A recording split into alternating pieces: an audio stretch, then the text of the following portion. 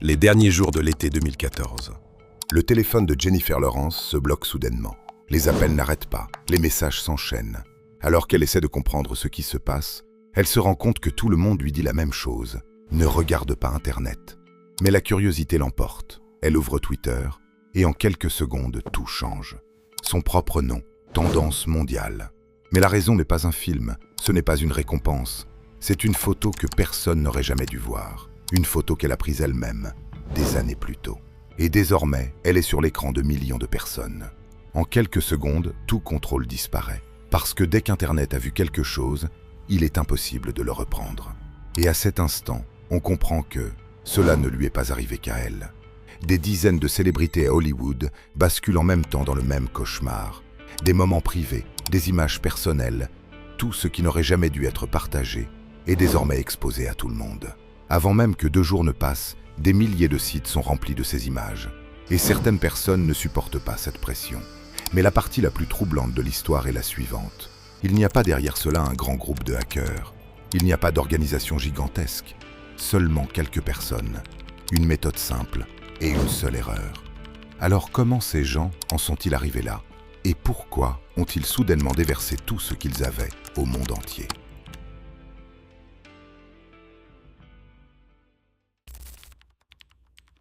Novembre 2013. En réalité, tout commence dans un endroit bien plus silencieux. Lancaster, Pennsylvanie. Une maison ordinaire, un homme assis dans un sous-sol. Il s'appelle Ryan Collins. Il ne ressemble pas à un personnage de film de hacker. Il n'a pas non plus un passé extraordinaire. C'est simplement quelqu'un assis devant un ordinateur. Mais ce qu'il fait cette nuit-là va changer la vie de centaines de personnes. Sur son écran, la page de réinitialisation du mot de passe Apple est ouverte. Mais ce n'est pas la vraie. C'est une copie qu'il a fabriquée lui-même, identique, pixel par pixel. Il n'y a qu'une seule différence. Quand les gens saisissent leur mot de passe, l'information n'est pas envoyée à Apple. Elle lui est envoyée directement à lui. Pour cela, Collins met en place un faux système d'email. Le message qu'il envoie est simple. Un accès non autorisé a été détecté sur votre compte. Réinitialisez immédiatement votre mot de passe. Le message crée de la peur. Et la peur pousse les gens à agir sans réfléchir. Mais le point vraiment crucial est celui-ci. Collins ne cible pas des gens au hasard. Il a une liste, des milliers d'adresses e-mail appartenant à des célébrités, récupérées auprès de managers, d'agences et d'anciennes fuites de données. L'une des premières cibles, l'assistante de Scarlett Johansson. Parce que le point le plus faible du système, ce n'est pas la personne la plus célèbre, c'est la personne la plus proche d'elle. Et ce n'est qu'un début, parce que Collins n'est pas seul. Au même moment, quelqu'un d'autre commence à faire exactement la même chose. Et cette affaire est sur le point d'échapper au contrôle d'une seule personne. À la même période, cette fois dans une autre ville, Chicago, une chambre d'enfant. Au rez-de-chaussée, la télévision est allumée.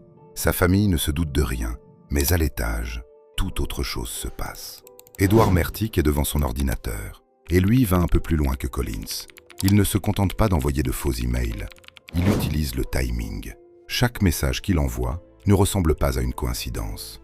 Il coïncide avec de vrais événements. Par exemple, quand un titre apparaît dans l'actualité du genre « Des photos de célébrités ont été volées », c'est précisément à ce moment-là qu'il envoie un email. Une tentative de connexion à votre compte a été effectuée depuis la Russie. Votre iCloud est en danger. Les gens sont déjà paniqués. Et cette panique les pousse à commettre des erreurs plus vite. Un clic, un seul clic. Et le compte est entièrement compromis. Il fait cela pendant des mois. Il envoie des milliers d'emails. Des centaines de personnes saisissent leur mot de passe. Parmi elles, il y a aussi des gens ordinaires, mais certains sont des noms connus de tous. Et pendant ce temps, quelqu'un d'autre encore découvre une autre faille. Cette fois, il ne s'agit pas seulement d'emails. Il s'agit directement du système lui-même. La fonction Find My iPhone d'Apple. Normalement, si vous entrez un mauvais mot de passe, le système vous arrête. Mais ici, il n'existe aucune limite de ce genre. Un nombre illimité de tentatives. Un script est écrit. Des milliers de mots de passe sont testés un par un, sans arrêt, des dizaines de fois par seconde. Et tôt ou tard, le bon finit par être trouvé. Parce que les gens sont prévisibles. Des noms de villes, des années de naissance, des fragments de leur propre vie. Et à un certain moment, la serrure s'ouvre. Mais ce n'est que la première porte. Une fois à l'intérieur, le vrai problème commence. Parce que le système stocke bien plus de choses qu'il ne l'imagine. Et eux ne savent même pas encore exactement à quoi ils ont accédé. Au début, ils se contentent d'entrer dans les comptes, des photos, des messages, de petites choses. Mais ensuite, un détail qu'ils remarquent change tout. iCloud n'est pas seulement un espace de stockage, c'est aussi un système de sauvegarde complet. Autrement dit, tout ce qui se trouve sur un téléphone, les photos, les vidéos, les messages, est conservé au même endroit. Et plus important encore, quelqu'un qui a accès à ce compte n'est pas obligé de consulter les fichiers un par un. Il peut télécharger l'intégralité du téléphone, en une seule fois. Et pendant ce temps, aucune alerte n'est envoyée. Pas de notification, pas d'email, rien. Seulement une option très simple, restaurer à partir de la sauvegarde. Et cette option est la plus grande faille du système, parce que les connexions effectuées de cette manière ne ressemblent pas à des connexions ordinaires. Le système pense qu'il s'agit d'une action effectuée par l'utilisateur lui-même. Et à partir de ce moment, tout échappe complètement à tout contrôle. Il ne vole plus les photos une à une, il télécharge une vie entière, tout ce qui s'est accumulé pendant des années, des moments privés, des images jamais partagées avec personne, tout. Un exemple, la sauvegarde d'un compte est téléchargée. Cela prend des heures, des gigaoctets de données, des milliers de photos, des vidéos. Et pendant ce temps, le propriétaire du compte ne se doute de rien. Son téléphone reste silencieux, il continue sa vie, mais en arrière-plan, toute sa vie privée est copiée sur l'ordinateur de quelqu'un d'autre. Et le plus étrange, c'est ceci. Ceux qui font cela ne sont pas vraiment des professionnels. Ils commettent de grosses erreurs. Ils ne cachent pas leurs adresses IP. Ils utilisent leur propre compte. Certains vont même jusqu'à s'envoyer les données volées sur leur propre adresse email. Et malgré cela, pendant des mois, personne ne remarque rien. Parce que personne n'imagine qu'une chose pareille soit possible. Mais le vrai point de rupture n'est pas encore arrivé. Parce que cette histoire n'explose pas à cause du hack. Elle explose à cause du partage. Et une seule personne rend tout irréversible. 30 août 2014, la nuit. Il est environ 21h30. Dans l'un des coins les plus sombres d'Internet, un petit forum. Un endroit que très peu de gens connaissent. Mais cette nuit-là, tout commence ici. Un utilisateur anonyme. Il écrit un message simple. « J'ai des centaines de photos privées de célébrités. Envoyez du Bitcoin, je partagerai des échantillons. » Au début, personne ne le prend au sérieux. Parce que ce genre d'affirmation existe tout le temps sur Internet. Mais cette fois, c'est différent. Sous le message, il y a une petite image. Censurée, mais suffisante. Les gens vérifient. Ils font des recherches inversées. Et ils remarquent quelque chose. Cette image n'a jamais été publiée nulle part auparavant. Elle est réelle. En quelques minutes, les premiers paiements arrivent. Du Bitcoin, de petites sommes. Mais le nombre augmente. Et ensuite, le premier lien apparaît. À l'intérieur, des dizaines de photos, sans censure, réelles. Et à ce moment-là, tout change. Le forum s'anime. Les gens commencent à réclamer des noms précis, des personnes précises, des offres d'argent, des menaces. En quelques minutes, l'ambiance échappe à tout contrôle. Mais la plus grande rupture arrive un peu plus tard, parce que cette personne ne fait pas ce qu'on attend d'elle. Au lieu de vendre, elle lâche tout, d'un seul coup.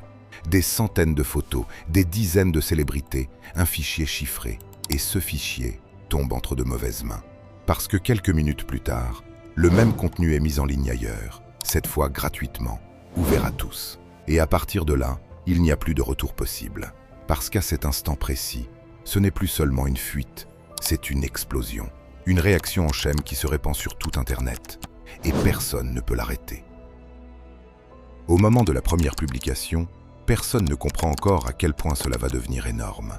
Mais en quelques heures, tout contrôle disparaît complètement. Les contenus sont transférés d'un site à l'autre, de forum en forum, de lien en lien. Chaque contenu supprimé réapparaît ailleurs. Les gens ne se contentent pas de le regarder, ils commencent à s'organiser. Des archives sont créées, des listes sont préparées. Qui a fuité, qui vient ensuite, quelle photo est vraie, laquelle est fausse, tout est enregistré. Et à ce moment-là, l'affaire passe à un autre niveau. Un utilisateur de Reddit ouvre une nouvelle page, uniquement pour cet événement. Et en quelques heures, des milliers de personnes affluent, puis des dizaines de milliers, puis des centaines de milliers. Les gens partagent en continu de nouveaux contenus. Des liens apparaissent, les archives grossissent, de nouveaux fichiers arrivent. Le système commence à s'auto-alimenter. Ce n'est plus seulement un partage, c'est une structure qui grandit toute seule. Elle ne s'arrête pas, elle ne ralentit pas. Chaque minute qui passe, elle grossit davantage. Tout Internet parle de l'affaire. Les moteurs de recherche saturent. Les plateformes de réseaux sociaux ferment des milliers de comptes. Mais rien n'est suffisant. Parce que les gens trouvent de nouvelles méthodes. Ils changent les noms, ils utilisent des codes, ils passent dans des groupes fermés. Des canaux privés sont créés et ces contenus deviennent désormais impossibles à effacer. Une fois diffusés, Internet n'oublie pas. Mais ensuite, quelque chose apparaît et cela rend tout encore pire. Parmi ces contenus se trouvent des choses qui ne devraient pas s'y trouver. Et cela fait basculer l'affaire dans une toute autre dimension. Au départ, cela ressemble simplement à un scandale. Des célébrités, des photos divulguées, le chaos sur Internet. Mais ensuite, un détail émerge et tout change de direction. Parmi les contenus partagés, on découvre qu'il y a des images appartenant à une personne mineure. Et à partir de ce moment, ce n'est plus seulement un hack. C'est un crime fédéral, un crime grave. Parce qu'à partir de là, toute personne qui regarde, télécharge, partage ces contenus, commet juridiquement une infraction. En quelques minutes, la situation devient sérieuse. Les plateformes commencent à paniquer, les contenus sont retirés, les comptes sont fermés, des avertissements sont diffusés. Mais il est déjà trop tard. Parce que ces contenus ont déjà atteint des millions de personnes. Et l'affaire a désormais totalement échappé à tout contrôle. À ce moment précis, le FBI entre en scène. Le dossier est désormais classé comme enquête prioritaire. Cybercriminalité, fraude et violations graves liées au contenu. Toutes les unités sont mobilisées. Des équipes sont mises en place dans différentes villes. Les journaux de serveurs sont examinés. Les adresses IP sont suivies. Les données d'email sont analysées. Et le premier indice vient d'une erreur très simple. Parce que ceux qui ont fait cela ne sont pas parfaits. À un moment donné, ils commettent une faute. Et cette faute les trahit.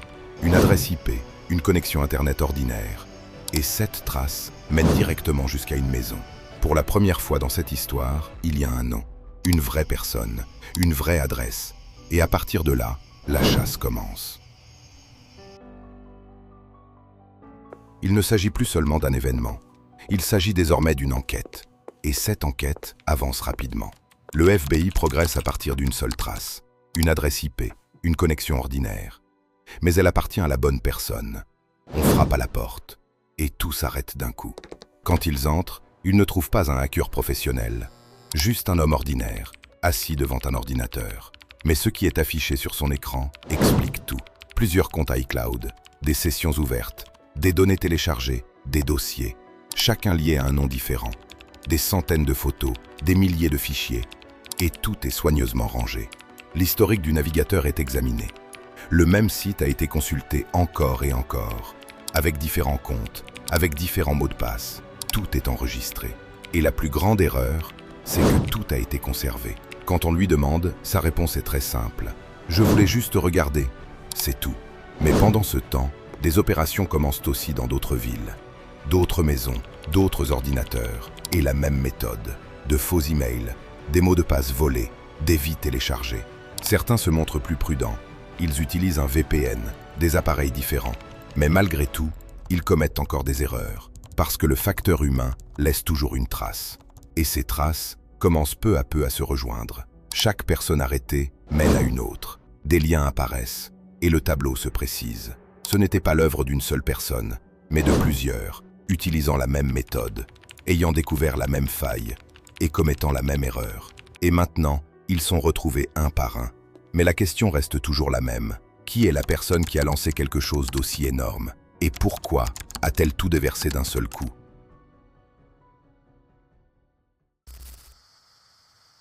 À la fin de l'enquête, après des mois, le tableau devient clair. Plusieurs personnes sont arrêtées. Toutes ont utilisé la même méthode, de faux emails, des mots de passe volés et des données téléchargées via iCloud. Les procès commencent, les verdicts sont rendus. À première vue, les peines semblent lourdes. Mais au vu de l'ampleur de ce qui s'est passé, sont-elles suffisantes? La question reste ouverte. Certains passent des mois en prison, d'autres reçoivent des peines plus courtes. D'autres encore sont simplement remis en liberté sous surveillance. Mais ce n'est pas cela qui frappe le plus. Parce que tout le monde n'est pas arrêté. Il y a une personne, celle qui a tout déclenché, celle qui a tout diffusé. Mais son identité reste inconnue. Sur Internet, elle n'est connue que sous un seul nom, Original Guy. La personne qui a fait la première publication, celle qui a tout révélé d'un seul coup.